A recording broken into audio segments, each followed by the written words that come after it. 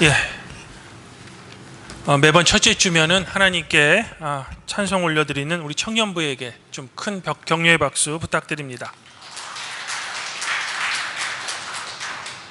오늘은 24절기 중에 이제 눈이 가장 많이 내린다는 대설이더라고요. 아마 그래서인지 지난 목요일 밤에 눈이 아주 많이 내린 것 같습니다. 더 이상 피해가 없고 이렇게 추워지는 날씨 속에 성도 여러분들 건강 먼저 유의하시기를 저는 소망해 봅니다. 그러면 성도 여러분에게 제가 사도의 인사를 드리겠습니다. 하나님 우리 아버지와 주 예수 그리스도로부터 오는 은혜와 평강이 오늘 이렇게 주일 공동 예배 참석하신 우리 모든 교회에게 함께 있기를 바랍니다. 성도 여러분, 18세기 초 유럽, 특별히 이제 프랑스의 상황을 당시 한 인물로 표현할 수 있다면 아마 그 사람은 나폴레옹일 겁니다. 1789년 프랑스의 대혁명이 일어납니다. 그리고 뛰어난 군사적 재능이 있던 나폴레옹은 이 기회를 타 쿠데타로 권력을 잡습니다.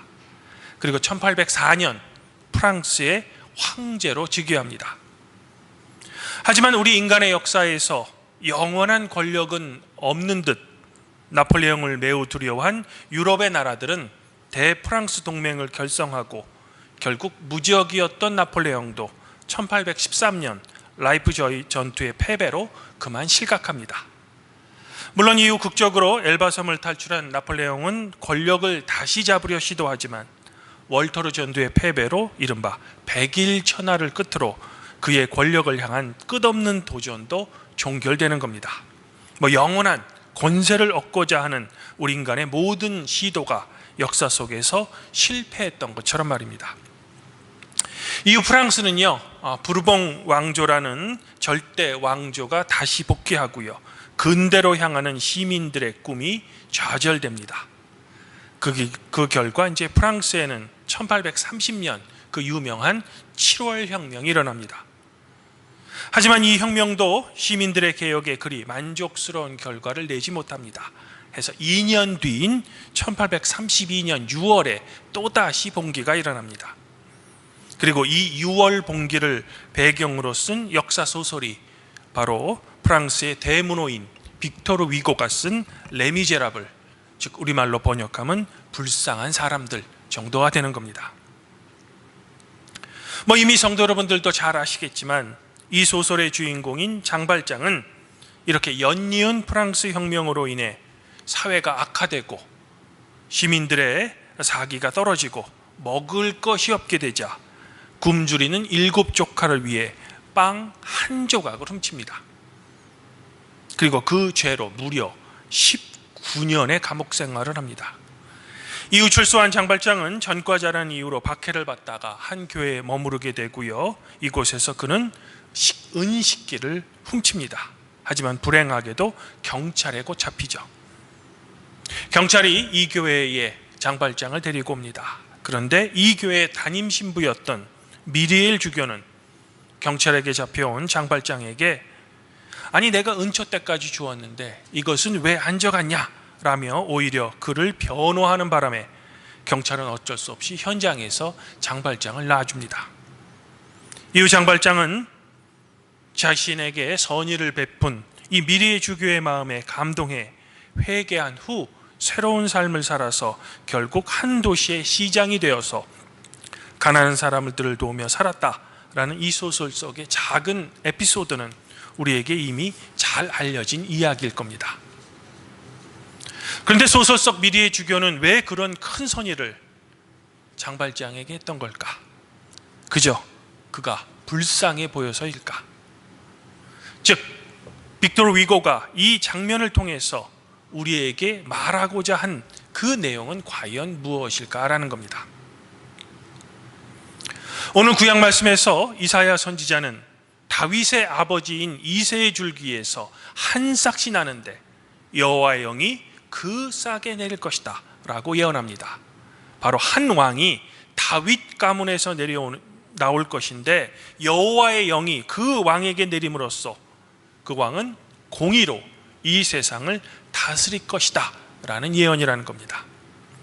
교회는 전통적으로 오늘 이 이사야 예언을 메시아, 즉 성탄절에 우리에게 오실 예수 그리스도의 예언으로 해석합니다.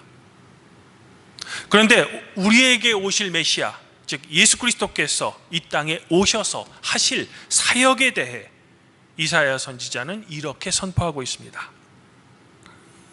그가 여호와를 경외함으로 즐거움을 삼을 것이며 그의 눈에 보이는 대로 심판하지 않으며 그의 귀로 들리는 대로 판단하지 않을 것이며 공의로 가난한 자를 심판하며 정직으로 세상의 겸손한 자를 판단할 것이며 그의 입의 막대기로 세상을 치며 그의 기운으로 악인을 죽일 것이며 공의로 허리띠를 삼으며 성실로 그의 몸에 띠를 삼을 것입니다. 사랑하는 성도 여러분, 그런데 이사야 선지자가 말했던 이 예언 중에 제가 좀 이해가 잘 안 되는 그런 부분이 있습니다. 그것은 바로 공의로 가난한 자를 심판하며 정직으로 세상의 겸손한 자를 판단할 것이다 라는 말입니다. 여기서 성도 여러분들의 이해를 돕기에 제가 좀 설명드리면, 짧은 제 생각에는 공의로서 가난한 사람이 아니라 불의한 사람을 심판하고 정직으로 거짓을 판단해야지 어떻게 공의로 가난한 자를 심판하고 정직으로 세상의 겸손한 자를 판단한다는 말일까라는 겁니다.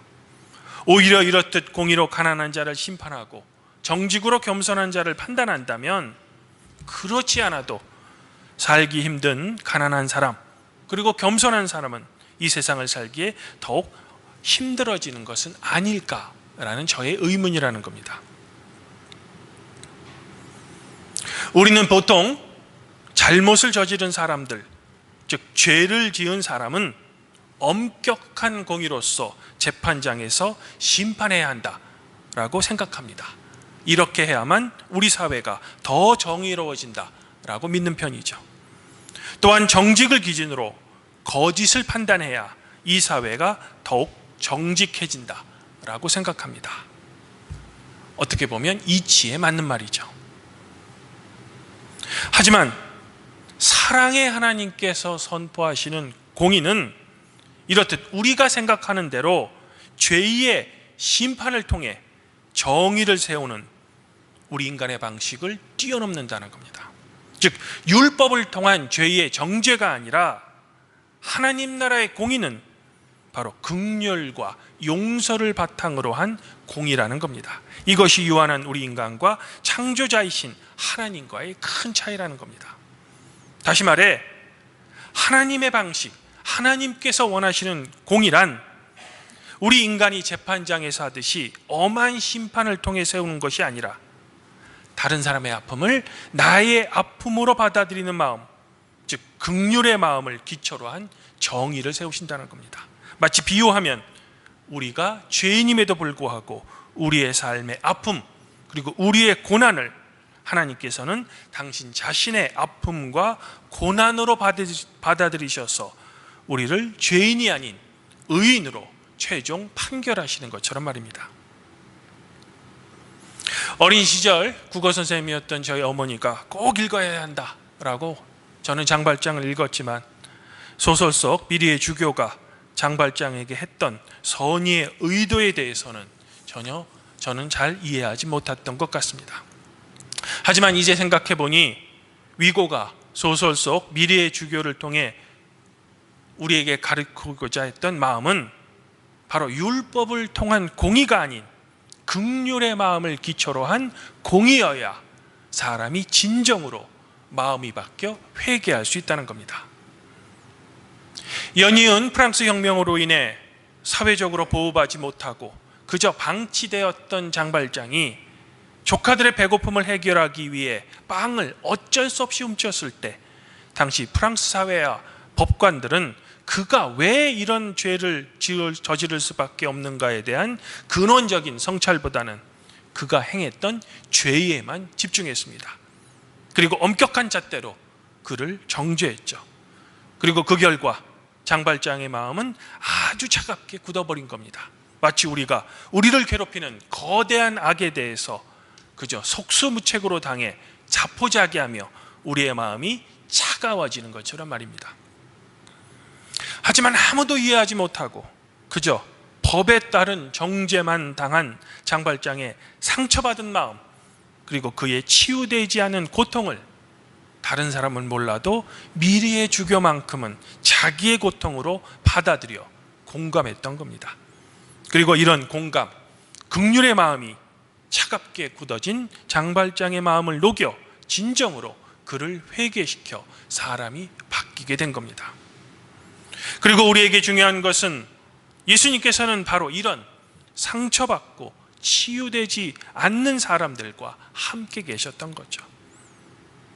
예수님께서는 예루살렘의 정치 지도자나 부자들이 아닌 갈릴리에서 상처받은 사람들과 함께 식사하시고 그들과 생활하시며 오히려 이들을 거룩이란 이름으로 정죄하고 멀리하는 바리새인들과 싸우셨습니다. 이런 예수님이었기에 심령이 가난한 자는 복이 있으니 천국이 그들의 것이며 애통하는 자는 복이 있나니 그들이 위로를 받을 것이요 긍휼히 여기는 자는 복이 있나니 그들이 긍휼히 여김을 받을 것이다 라고 선포하실 수 있었던 겁니다. 그리고 이런 긍휼을 바탕으로 한 하나님의 공의를 세우기 위해 예수님께서는 끝내 십자가에 달려 돌아가신 거죠. 왜? 이들의 죄는 누군가는 감당해야 했기 때문입니다. 예수님께서는 이처럼 죄의 상징인 십자가를 들 수밖에 없는 이유는 제자들 그리고 당시 이스라엘 백성들이 원했던 인간의 왕이 하는 심판을 통한 무서운 공의를 세우는 것이 아니라 죄인을 사랑하는 긍휼의 마음을 기초로 하는 하나님 나라의 공의를 세우고자 하시기 위함이었다는 겁니다. 그리고 바로 그 이유로 예수님께서는 백성들이 자신들의 왕이 되달라라고 요청했을 때 단연코 거절하신 겁니다. 또한 자신들의 거룩을 유지하기 위해 죄에 대한 엄격한 격리 그리고 구별을 통해 자신들만의 공의를 세우고자 했던 바리새인과 사두개인들을 향해 세례 요한처럼 독사의 자식들이다 라고 외쳤던 겁니다. 이처럼 긍휼을 바탕으로 한 공의는 감성적이거나 아름다운 것만은 아닙니다. 세례 요한이 바리새인과 사두개인을 향해 오늘 독서를 퍼붓듯 만일 우리가 이런 긍휼의 마음을 잃어버린다면 세례 요한은 우리에게 여전히 엄하고 견고한 임박한 종말을 외치게 될 거라는 겁니다. 사랑하는 성도 여러분, 하지만 나약한 우리는 예수님께서 십자가에서 우리에게 보여주신 그 놀라운 긍휼과 사랑의 마음보다는 바리새인과 사두개인처럼 그저 다른 사람들을, 우리의 이웃을 공의라는 이름으로 정죄하거나 심판하려는 마음이 우리 안에 더 많이 있음을 우리는 고백할 수밖에 없다는 겁니다. 즉 위고의 소설 속 미리의 주교처럼 행할 수 없는 마음이 바로 우리의 죄의 본성이라는 겁니다.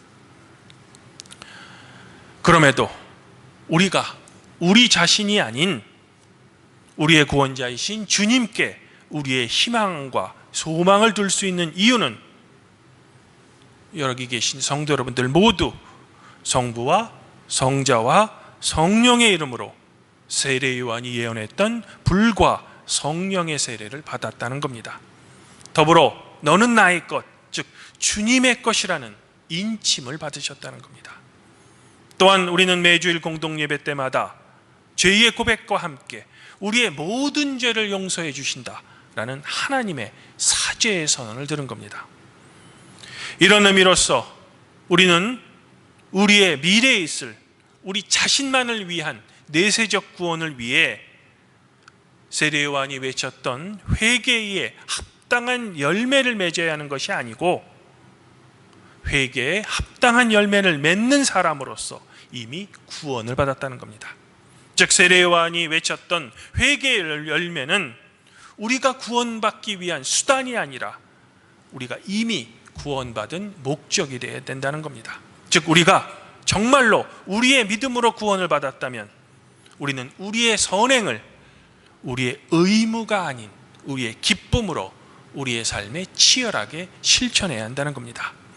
이런 의미로 사도 바울은 로마 교회에 보내는 편지에서 소망의 하나님이 모든 기쁨과 평강을 믿음 안에서 여러분에게 충만하게 하셔서 성령의 능력으로 소망이 넘치게 하시기를 원합니다 라고 여러분을 축복하고 있는 겁니다.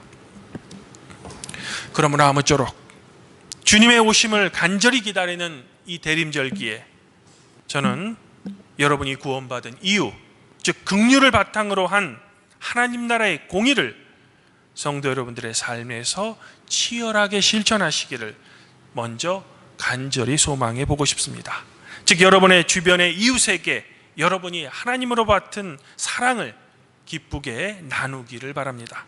그리하여 회개에 합당한 열매를 우리의 힘이 아닌 성령의 힘으로 맺으셔서 예수님께서 다시 왕으로 오실 그 심판의 날에 꺼지지 않는 불에 던져지는 것이 아니라 하나님 나라에 들어가 영광의 면류관을 받는 우리 발복교회 모든 교회가 되기를 더불어 소망해 봅니다.